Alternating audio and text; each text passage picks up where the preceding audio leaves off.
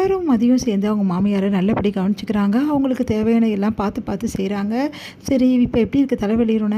தலைவலி லைட்டாக இருக்குது, ஆனால் பரவாயில்ல முன்னையோட அப்படின்னு சொல்கிறாங்க. இங்கே பாருங்க அத்தை, உடனே டாக்டர் கிட்டே போனோம். அதெல்லாம் வேணாமல, இங்கே பாருங்கள் இப்படியே விட்டால் வேலைக்கு ஆகாது. தலைவலி இந்த அளவு இருந்திருக்கு, நைட்டெல்லாம் இப்படி கஷ்டப்பட்டுருக்கீங்க.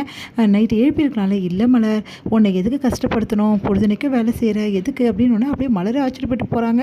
நம்ம அத்தையே நம்மளை பற்றி இப்படி பேசுகிறாங்க அப்படின்னு சொல்லிட்டு அதான் எழுப்பலை. ஆனால் பரவாயில்ல, இவன் என்ன கொஞ்சம் பார்த்துக்கிட்டா, எனக்கு அதனால் ஒன்றும் பிரச்சனை தெரியல. நான் போய் கொஞ்சம் வந்து மூஞ்செல்லாம் கழுவிட்டு வந்துடுறேன் மலை, சரியாயிடும், காஃபி கொடு அப்படின்னோடனே, இங்கே பாருங்கள் அப்படியே விட்டால் வேலைக்கு ஆகாது, நான் வேறு வழி பண்ணி. வேறு வழியா, நீ என்ன சொல்கிற அப்படின்னோடனே, முதல்ல நீங்கள் எதாவது சாப்பிடுங்க, அப்புறம் வந்து சொல்கிறேன் அப்படி சொன்னோன்னே, என்ன சொல்கிறானோன்னே, ஆட்டோ வந்து நிற்கிது. அதை பார்த்து ராகவன் வந்து, எதுக்காக வீட்டு வாசல் ஆட்டோ வந்து நிற்கிது அப்படின்னு, நீங்கள் வாங்க அத்தை போகலாம் அப்படின்றாங்க. இங்கே பாருங்கள் நான் உங்களை கூட்டிகிட்டு போகிறேன் ஹாஸ்பிட்டலுக்கு. வேணாம் மதி, நான் கூட்டிகிட்டு போகிறேன்றாங்க. இல்லை, மற்றவங்களாம் எழுந்துப்பாங்க இல்லையா, உங்களுக்கும் வேலை இருக்கும்ல, நான் எல்லா வேலையும் உங்களுக்கு ஓரளவு முடிச்சு வச்சிட்டேன், அதனால் நானே கூட்டிகிட்டு போகிறேன். அதெல்லாம் ஒன்றும் வேணாம் சாதாரண தலைவலிக்கு எதுக்கு.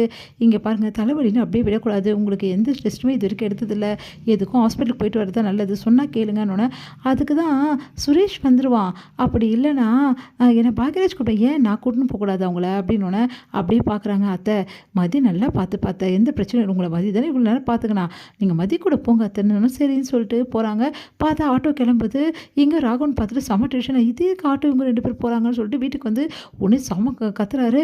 என்ன நினச்சி என்னை கேட்காம இங்கே என்ன நடக்குது, ஒரு வந்து குடும்ப தலைவனுக்கு எதுவும் தெரியக்கூடாதுன்னு நினச்சிட்டு இருக்கீங்களா, இப்போ எதுக்காக அவள் என்கிட்ட சொல்லாமல் கொள்ளாமல், அத்தைக்கு ரொம்ப உடம்பு சரியில்லை மாமா, அதனால தான் ஹாஸ்பிட்டலுக்கு கூட்டு போய். என்னது தலைவலிக்கெலாம் போயிட்டு ஹாஸ்பிட்டலுக்கு போக வேண்டியது இருக்கா, ரொம்ப தான் ஓவராக பண்ணுறா, எல்லாத்துக்கும் அந்த மாதிரி தானே காரணம், அவள் தான் எதாவது பண்ணியிருப்பா, அவளுக்கு தான் அறிவு இல்லை, இவளுக்கு எங்கே போச்சு அறிவு, இதுக்கெல்லாம் ஹாஸ்பிட்டலுக்கு போகணும்னு கேட்க வேணாம். இல்லை அத்தைக்கு ரொம்ப வலி அதிகமாகிடுச்சு, நைட்லாம் கஷ்டப்பட்டுருக்காங்க, அதனால தான் மதி கூட்டிப்பா, அதெல்லாம் ஒன்றும் இல்லைன்னு தான் சொல்லுவாங்க. இவளே சும்மா ஏதாவது ஒன்று பண்ணிட்டு தலைவலின்றா, இதெல்லாம் எங்கே போய் முடியும், தேவையில்லாத காசுக்கு பிடிச்ச வேலை தான் அப்படின்னு சொல்லிட்டு திட்டுறாரு. சரி நீ காஃபி கொடுக்குறியாம்மா எனக்கு அப்படின்னு சொல்லிட்டு கேட்குறோன்னு, சரி மாமான்றாங்க. இங்கே வந்து எதிர்பார்த்துட்ருக்கா மலர், உடனே வந்து ஒன்றும் இல்லாததுக்கு ஏன் எதிர்பார்த்துட்ருக்காங்கன்னு தெரியலையே அப்படின்னோடனே எல்லோரும் வந்து கிளம்பிட்டுருக்காங்க.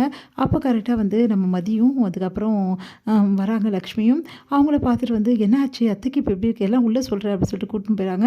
எல்லாருமே அங்கே இருக்காங்க. என்னாச்சுமா உனக்கு அப்படின்னு சொல்லிட்டு பிள்ளைங்க 2 பேருமே கேட்குறாங்க. பாக்யராஜும் சுரேஷும், அது வந்துடா, நானே சொல்கிறேன், நீங்கள் டயர்டாக இருக்கீங்க, நீங்கள் போய் ரெஸ்ட் எடுத்துங்கன்னு கூட்டின்னு போயிட்டு படுக்க வைக்கிறாங்க. உடனே வந்து, சரி நீங்கள் நல்லா ரெஸ்ட் எடுங்க, அவங்களுக்கு இந்த மாத்திரையெல்லாம் கொடுக்கணும், கொஞ்சம் டிஃபன் கொடுத்துட்டு மாத்திரை கொடுத்துருங்க மலர் அப்படின்னோடனே, சரின்னு சொல்லிட்டு மலரை கூட்டிகிட்டு போகிறாங்க. எல்லோரும் அதுக்கப்புறம் மலர் வந்து அவங்க படுத்துட்டாங்க அப்படின்னு சொல்லிட்டு வெளியே வராங்க. இப்போ என்ன ஆச்சு, ஒரு தலைவலிக்காக இவ்வளோ ஆர்ப்பாட்டம் பண்ணுறீங்க, அவங்களுக்கு தலைவலி சாதாரணமாக வரல, அவங்களுக்கு பிபி லெவல் அதிகமாக இருக்குது, அதுக்கப்புறமா நார்மலாக எடுக்கிற சுகர் எடுக்கும்போதும் அதிகமாக இருந்தது, இப்போது எல்லா ரிப்போர்ட்டுக்கும் நாங்கள் கொடுத்துட்டு வந்திருக்கோம், இதுக்கப்புறம் தான் தெரியும் என்ன நடக்குதுன்னு சொல்லிட்டு, இவ்வளோ பிரச்சனை அவங்களுக்கு இருக்குது, இதுக்கு எந்த மாத்திரையும் அவங்க எடுத்துக்காமல் இருக்காங்க, இவ்வளோ நாள் ஏன் எடுத்துக்காமல் இருந்தாங்கன்னு டாக்டர் எங்களை கேள்வி கேட்குறாங்க, நீ பாருங்கள் இந்த மாதிரி ஆயிருக்கு அப்படின்னோடனே அப்படியே பார்த்து டென்ஷனாக வராரு ராகவன்.